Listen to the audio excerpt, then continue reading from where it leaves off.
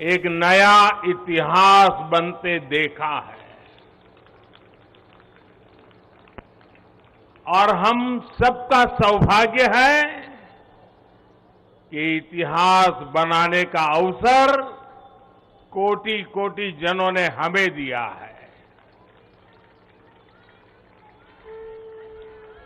आने वाली अनेकों पीढ़ियों तक इस निर्णय की चर्चा होगी,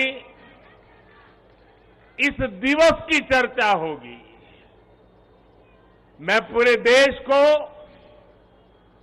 नारी शक्ति वंदन अधिनियम संसद के दोनों सदनों में और भारी बहुमत से और राज्यसभा में तो सर्वसम्मति से पास होने की बहुत बहुत बधाई देता हूं। पार्टी के राष्ट्रीय अध्यक्ष श्री जेपी नड्डा जी, अन्य सभी वरिष्ठ साथी और आज मैं देश की माताओं बहनों को भी यहां दूर से प्रणाम करता हूं। कभी कभी किसी निर्णय में देश के भाग्य को बदलने की क्षमता होती है और आज हम सभी ऐसे ही एक निर्णय के साक्षी बने हैं। संसद के दोनों सदनों द्वारा नारी शक्ति वंदन अधिनियम रिकॉर्ड मतों से पारित किया जा चुका है। जिस बात को देश को पिछले कई दशकों से इंतजार था, वो सपना अब सच हुआ है। ये पूरे देश के लिए बहुत ही खास समय है। ये भाजपा के हर एक कार्यकर्ता के लिए भी बेहद खास दिन है। आज हर नारी का आत्मविश्वास, हर नारी का आत्मविश्वास आसमान छू रहा है। पूरे देश की माताएं, बहनें और बेटियां आज खुशी मना रही हैं, हम सबको आशीर्वाद दे रही है। साथियों, कोटि कोटि माताओं बहनों के सपने को पूरा करने का सौभाग्य हमारी भाजपा सरकार को मिला है और इसलिए राष्ट्र को सर्वप्रथम मानकर चलने वाली पार्टी के रूप में, भाजपा कार्यकर्ता के रूप में, मैं एक जिम्मेदार नागरिक के रूप में ये हमारे लिए बहुत बड़ा दिन होने का गर्व अनुभव कर रहे हैं। नारी शक्ति वंदन अधिनियम ये कोई सामान्य कानून नहीं है। ये नए भारत की नई लोकतांत्रिक प्रतिबद्धता का उद्घोष है। ये अमृतकाल में सबका प्रयास से विकसित भारत के निर्माण की तरफ बहुत बड़ा, बहुत मजबूत कदम है। महिलाओं का जीवन स्तर सुधारने के लिए, क्वालिटी ऑफ लाइफ बेहतर करने के लिए विमेन लेड डेवलपमेंट का नया युग देश में लाने की जो गारंटी मोदी ने दी थी, ये उसका प्रत्यक्ष प्रमाण है। मेरे देश की हर माता, बहन और बेटी को नारी शक्ति वंदन अधिनियम के लिए मैं फिर से बहुत बहुत बधाई देता हूं। मेरे परिवारजनों, लोकतंत्र में महिलाओं के लिए इस कानून से बीजेपी महिलाओं की भागीदारी से के लिए 3 दशक से प्रयास कर रही थी। यह हमारा कमिटमेंट था और आज हमने उसे पूरा कर दिया है।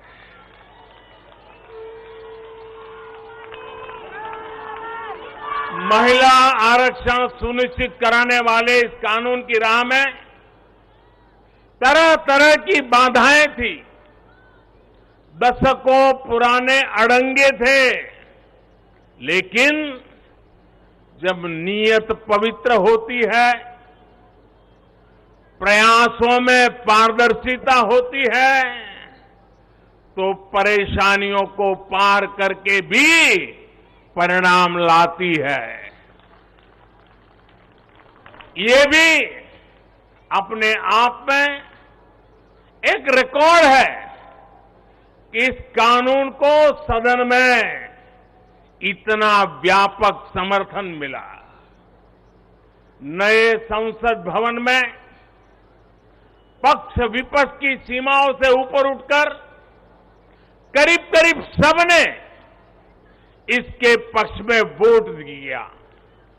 मैं इसके लिए सभी राजनीतिक दलों का और सभी सांसद साथियों का भी अभिनंदन करता हूं।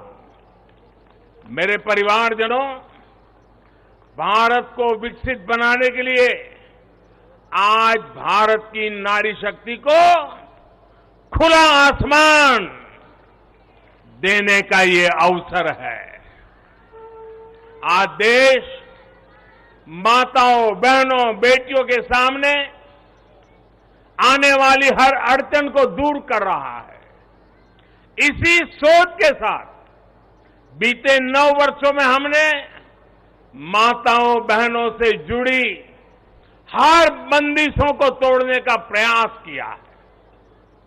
हमारी सरकार ने एक के बाद एक ऐसी योजनाएं बनाई हैं, ऐसे कार्यक्रम शुरू किए हैं जिससे हमारी बहनों को सम्मान, सुविधा, सुरक्षा और समृद्धि का जीवन मिले। हमने बहनों, बेटियों के जीवन चक्र से जुड़ी हर समस्या को दूर करने पर पूरी गंभीरता से ध्यान दिया है। गर्भावस्था के दौरान शिशु को पौष्टिक खाना मिले, इसके लिए हमने मातृ वंदना योजना चलाई। महिलाओं के बैंक खाते में पैसे भेजने शुरू किए।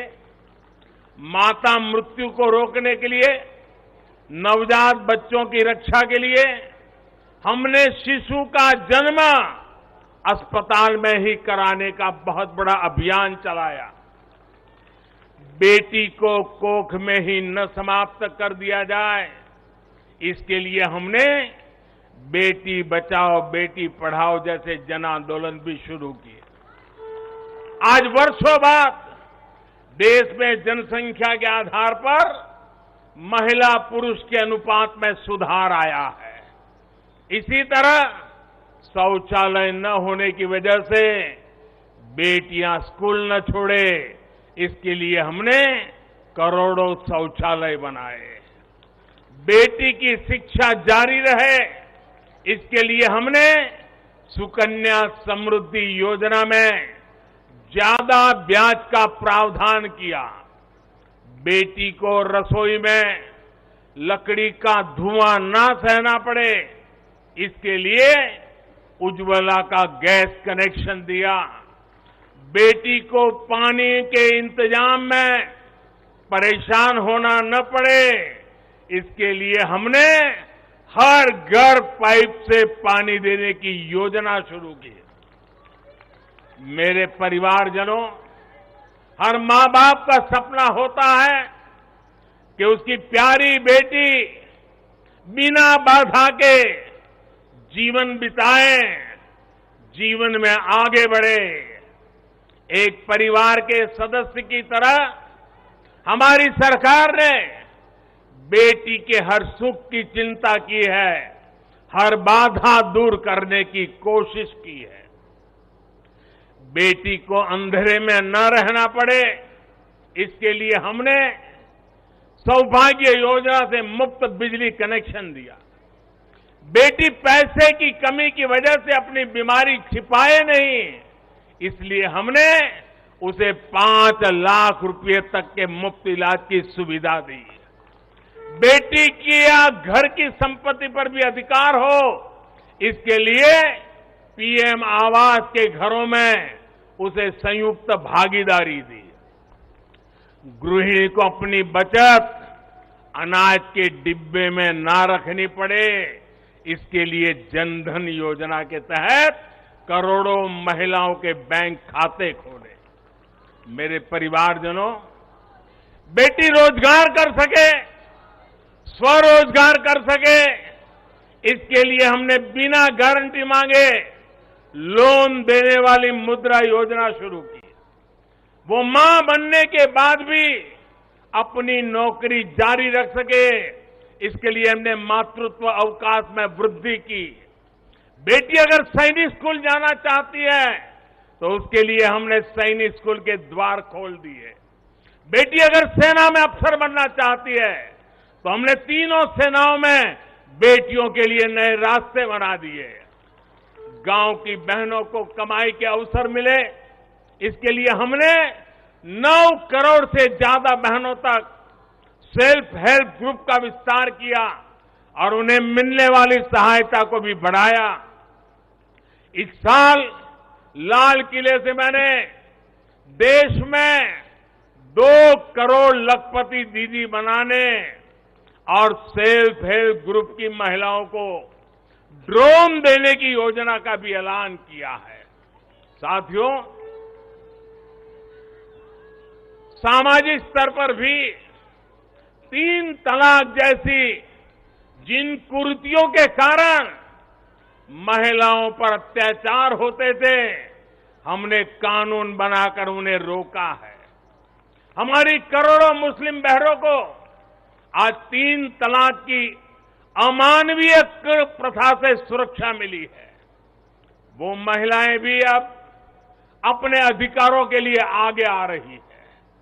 मेरे प्यारे परिवारजन, महिला आरक्षण के लिए इतने दशकों से कोशिश तो हो रही थी, लेकिन मैं आपसे जानना चाहता हूं,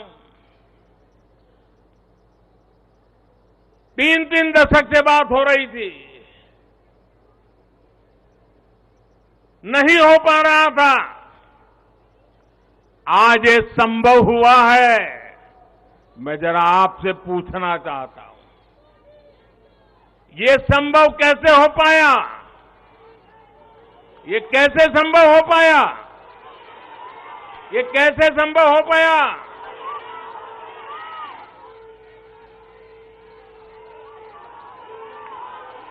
कैसे संभव हो पाया?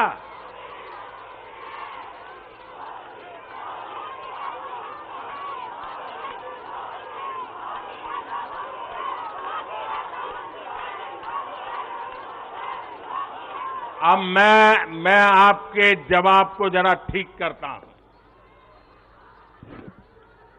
ये मोदी ने नहीं, ये आपने किया है, करोड़ों देशवासियों ने किया है। और ये कैसे किया है? उसका एक सबसे बड़ा कारण है, देश की जनता ने, देश के मतदाताओं ने, विशेष करके मेरी माताओं बहनों ने वोट देकर के एक पूर्ण बहुमत वाली मजबूत और स्थिर बनाई सरकार बनाई।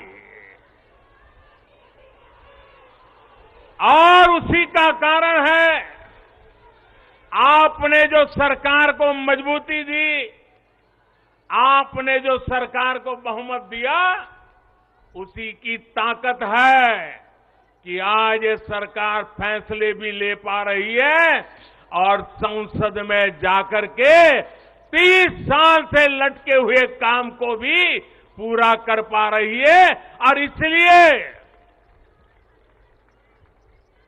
दोनों सदनों में इस प्रकार से पास होना इस बात का साक्षी है कि पूर्ण बहुमत वाली स्थिर सरकार होती है तो देश कैसे बड़े फैसले लेता है, कैसे पड़ावों को पार करता है। जब देश में पूर्ण बहुमत वाली सरकार आई तो इतना बड़ा काम हो पाया। हमने महिला हित में हर स्तर पर फैसले लिए, किसी के राजनीतिक स्वार्थ को महिला आरक्षण के सामने दीवार नहीं बनने दिया। जबकि इससे पहले जब भी ये बिल संसद में आए, लीपापोती हुई, सिर्फ नाम दर्ज कराएगी ये, निष्ठापूर्वक कभी प्रयास नहीं हुआ और बवाल हुई, हंगामा, नारी का अपमान करने का भी प्रयास किया गया। मैं तो कल भी, सबने वोट तो दिया, लेकिन कुछ लोगों को इस पे तकलीफ थी कि नारी शक्ति वंदना शब्द क्यों लाए हो। क्या इस देश की नारी को वंदन करना चाहिए कि नहीं करना चाहिए? क्या माताओं बहनों को प्रणाम करना चाहिए कि नहीं बहना चाहिए? क्या माताओं बहनों का गौरव सम्मान बनाना चाहिए कि नहीं बनाना चाहिए?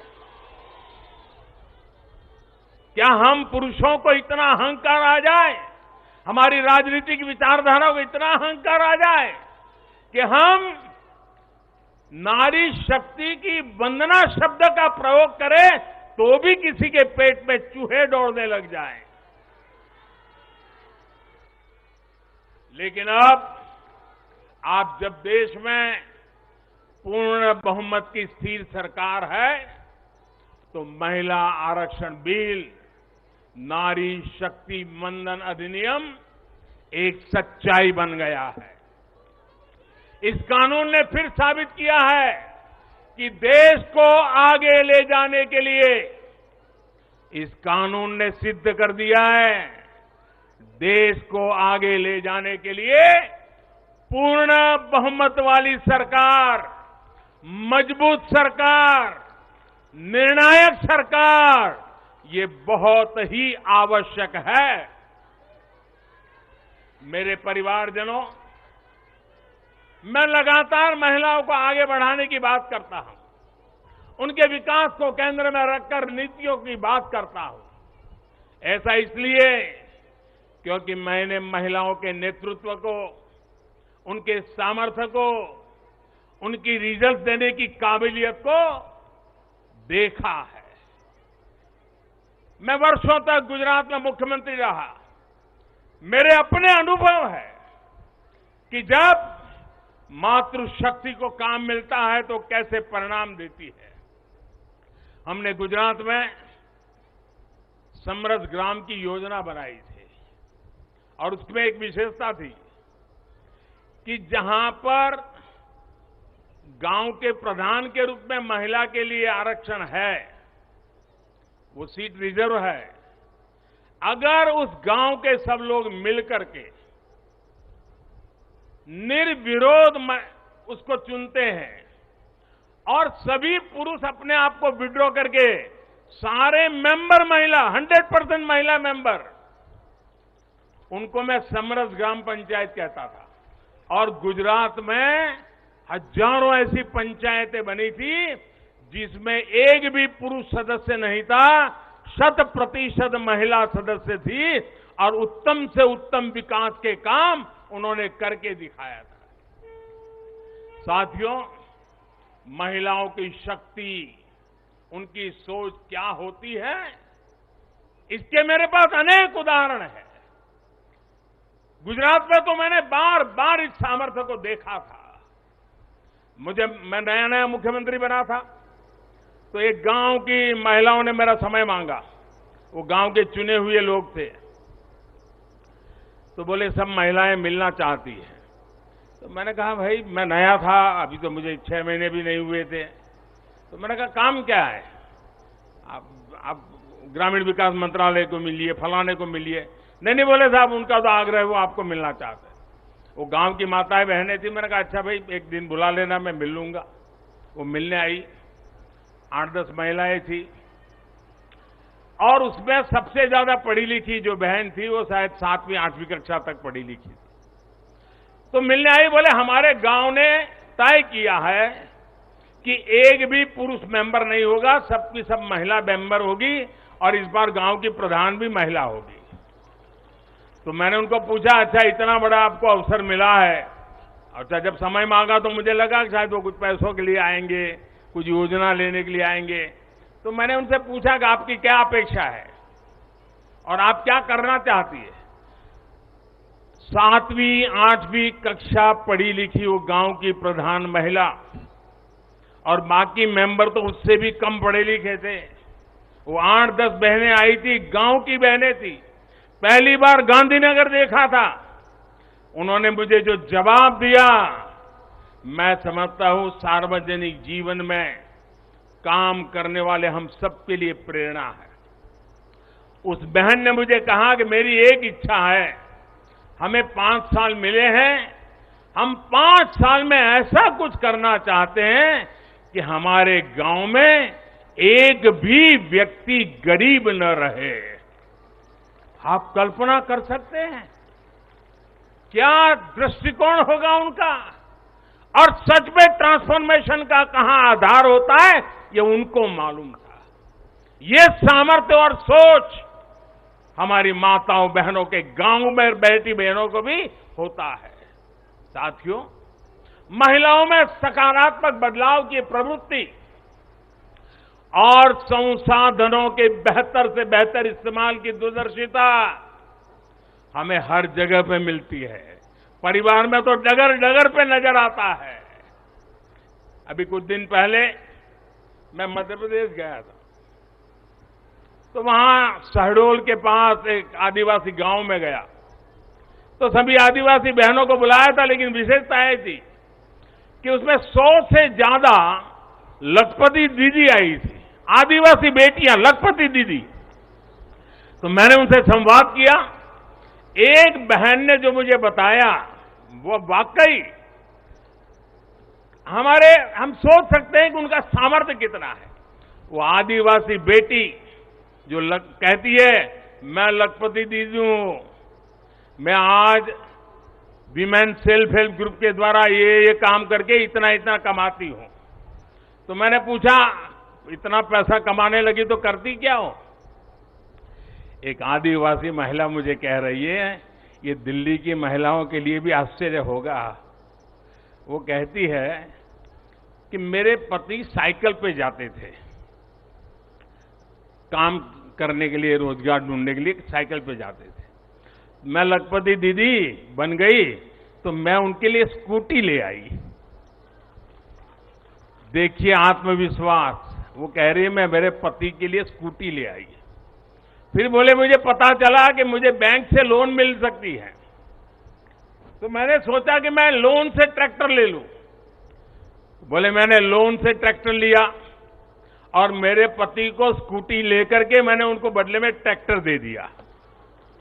और मेरे पति ट्रैक्टर लेकर के अगल बगल के गांव में खेती के लिए, लोगों की सेवा के लिए जाते और कमाई करते हैं। और बोले अब तो मेरी स्थिति है कि मैं कुछ ही महीनों में वो ट्रैक्टर की लोन भी वापस कर दूंगी। यानी एक मेरी आदिवासी बहन लखपति दीदी की क्या विजन होता है, कल्पना होती है। अभी 1-2 महीने पहले मैं उनसे बात करके आया। साथियों, मुझे कहना यही है कि नारी शक्ति मंदन अधिनियम देश के भाग्य को बदलने का काम करेगा। और उसके पीछे मेरा जो ये अनुभव है, इसके कारण मेरा विश्वास अनेक गुना बढ़ गया है। नारी जब कोई भी जिम्मेदारी संभालती है तो उस संकल्प को सिद्ध तक ले जाने के लिए वो जी जान से जुड़ जाती है। इस कानून का सबसे बड़ा लाभ ये होगा कि ये कानून देश की नारी शक्ति में बहुत बड़ा विश्वास पैदा करेगा।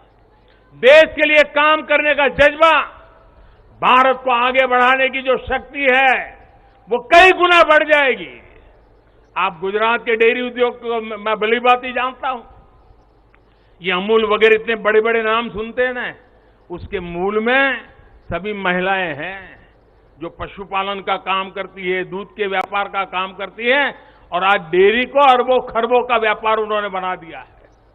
हम लोग लिज्जत पापड़ जानते हैं, आदिवासी महिलाओं ने शुरू किया हुआ प्रकल्प आज मल्टीनेशनल कंपनियों को टक्कर मारने वाला लिज्जत पापड़, ये हमारी नारी शक्ति का परिचय देता है। ऐसा हर राज्य में आपको मिलेगा।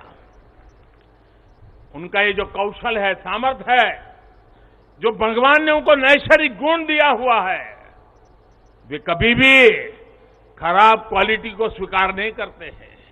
हो सके उतना अच्छा करना, अच्छे ढंग से करना, ये सामर्थ्य होता है।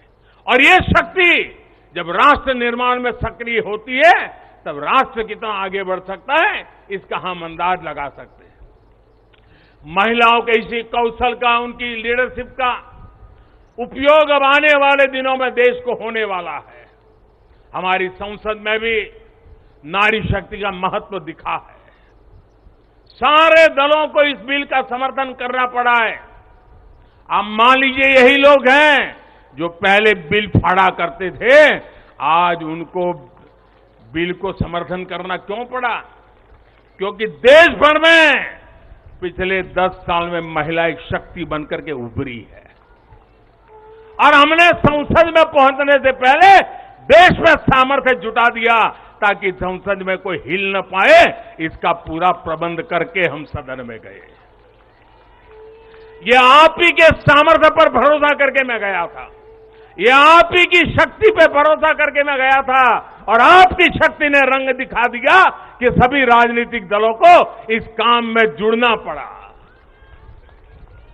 मेरे परिवारजनों, आज परिवार से लेकर पंचायत तक, इकोनॉमी से लेकर एजुकेशन और एंटरप्रेन्योरशिप तक, हमारी बहन बेटियां हर क्षेत्र में अभूतपूर्व काम कर रही है।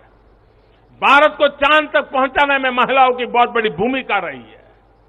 आज हमारे स्टार्टअप्स हो, सेल्फ हेल्प ग्रुप्स हो, या स्वच्छता जैसे सामाजिक अभियान हो, महिलाओं की भागीदारी और भूमिका देश की ताकत बन रही है। देश ने संकल्प लिया है कि जब हम आजादी के 100 वर्ष पूरे करें, तब तक हम भारत को विकसित बना करके ही रहेंगे, एक डेवलप कंट्री बना करके रहेंगे। इसमें देश की जो आधी आबादी है, उसकी सक्रिय भागीदारी और नेतृत्व के साथ सक्रिय भागीदारी, निर्णयों में बराबरी का हिस्सा, ये इस सपने को साकार करने का बहुत बड़ा फोर्स बनने वाला है।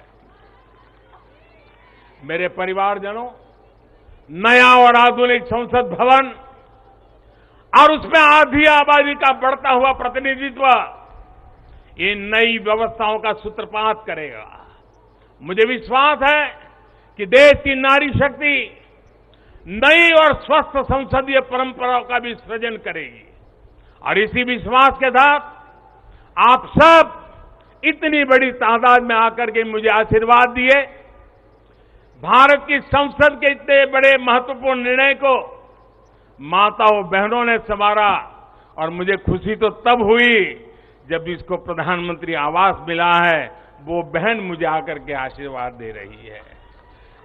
जिसको उज्ज्वला का गैस मिला है, वो झुग्गी झोपड़ी में जिंदगी गुजारा कर चुकी बहन मुझे आशीर्वाद दे रही है, तब मेरा पक्का विश्वास और मजबूत हो जाता है। और इसलिए मैं फिर एक बार आप सबको अनेक शुभकामनाएं देता हूं। ये नारी शक्ति वंदन अधिनियम, उसको गांव गांव घर घर पहुंचाना हम सबका दायित्व है, और इस सामर्थ्य को और तेजी से आगे बढ़ाएं। इसी एक अपेक्षा के साथ सभी माताओं बहनों को प्रणाम करते हुए मेरी वाणी को विराम देता हूं। मेरे साथ पूरी शक्ति से बोलिए, भारत माता की। आवाज पूरी दिल्ली में गूंजनी चाहिए, भारत माता की, भारत माता की, भारत माता की। बहुत बहुत धन्यवाद।